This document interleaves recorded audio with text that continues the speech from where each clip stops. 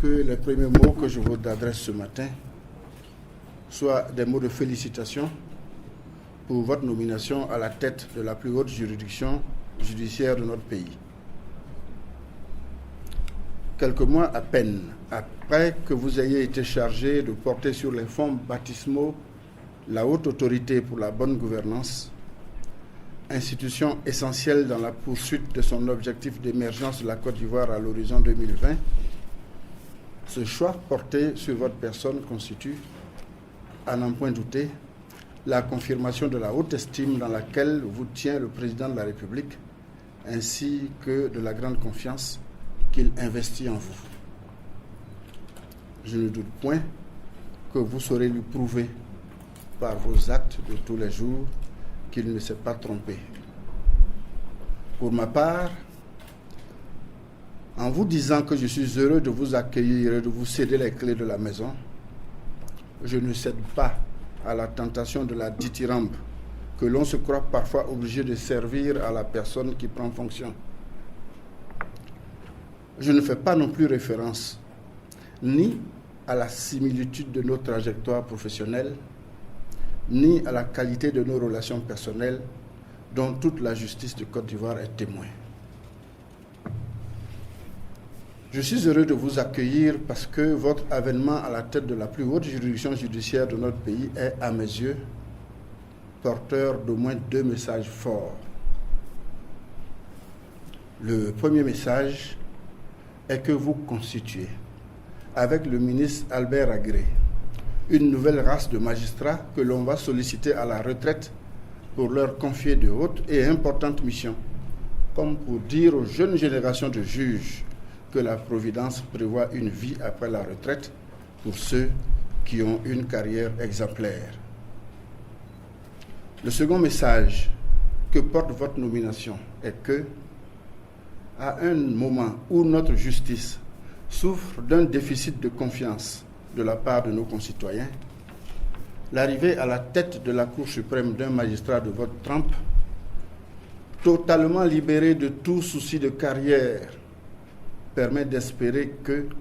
partant de vous, l'indépendance des juges que vous avez ardemment défendue tout au long de votre carrière irradiera tout le corps judiciaire pour le plus grand bien de la Côte d'Ivoire. Telle est en tout cas ma conviction, tel est mon espoir. Monsieur le Président, habituellement, une passation de charge consiste pour le sortant à faire l'état des lieux à l'arrivant. Mais je me garderai bien, vous vous en doutez, de vous faire l'injure de vous présenter la Cour suprême, que vous connaissez certainement mieux que moi. Qu'il me suffise donc de vous dire que notre Cour suprême, que votre Cour suprême, continue d'être sans domicile fixe, les locaux l'abritant étant toujours logés dans les locaux que vous savez.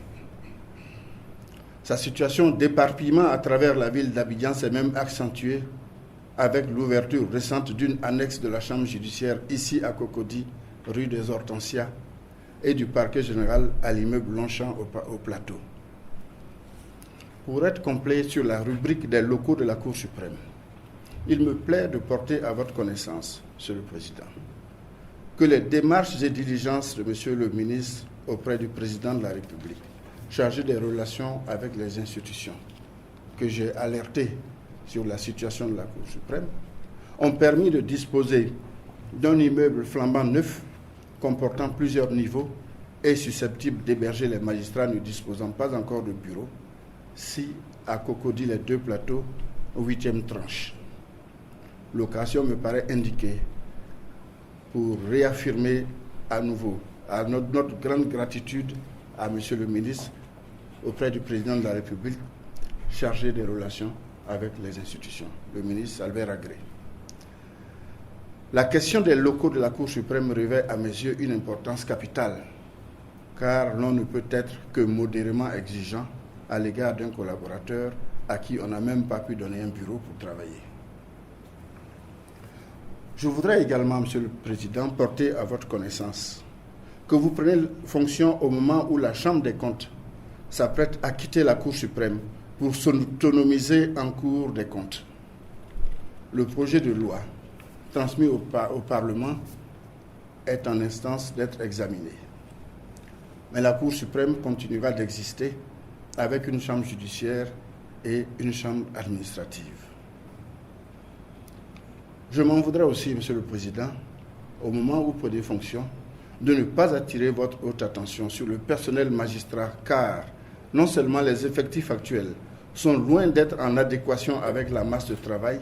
mais en plus, les départs à la retraite, de plus en plus nombreux, risquent dans les années à venir de les décimer de manière drastique. En effet, Monsieur le Président, le 31 décembre 2017, c'est-à-dire dans 2 ans,